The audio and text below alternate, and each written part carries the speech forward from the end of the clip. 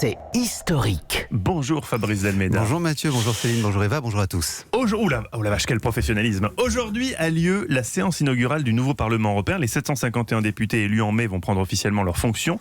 Ils éliront demain leur président. Mais d'où viennent les règles de ce Parlement européen ? En Europe, tout remonte en 1957 au traité de Rome. À l'époque, les députés, ils étaient partout et ils avaient tout pouvoir. Ils devaient contrôler évidemment ce nouveau marché commun, cette communauté économique européenne.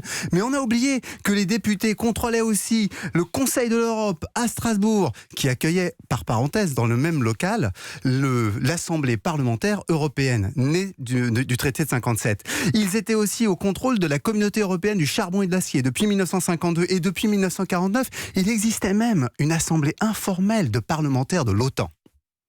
Et quelle était la place des Français dans toutes ces institutions ? Alors, les Français, ils étaient partout. En 1957, tiens, c'est un Français, Schuman, qui est élu le premier président de l'Assemblée des parlementaires européens. Et que fait ce cher Français qui a contribué à créer le règlement de l'Assemblée parlementaire ? Il nomme comme premier chef du protocole un Français. Et donc les Français vont tout influencer dans le fonctionnement du Parlement européen. Tiens, un exemple.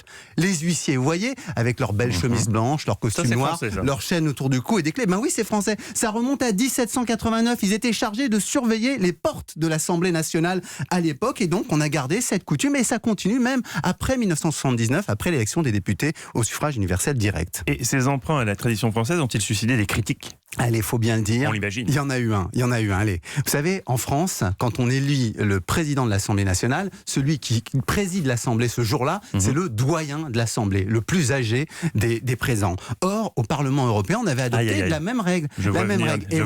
Vous voyez bien, en 2009, qu'est-ce qui se passe ? C'est un Français Jean-Marie qui, pour Le le coup, c'est Jean-Marie Le Pen, qui est le doyen de l'Assemblée européenne. Alors évidemment, les sociodémocrates allemands, tout de suite, se sont plaints. Les Verts ont enchaîné. Même Daniel Cohn-Bendit a dit que la règle était un peu ringarde. Et donc, qu'est-ce qu'on a fait ? On a changé le règlement en permettant que ce soit un ancien président qui préside la séance d'élection du président. Et donc, ça montre que entre les Français et l'Europe, ça allait de soi, mais aujourd'hui, peut-être un petit peu moins.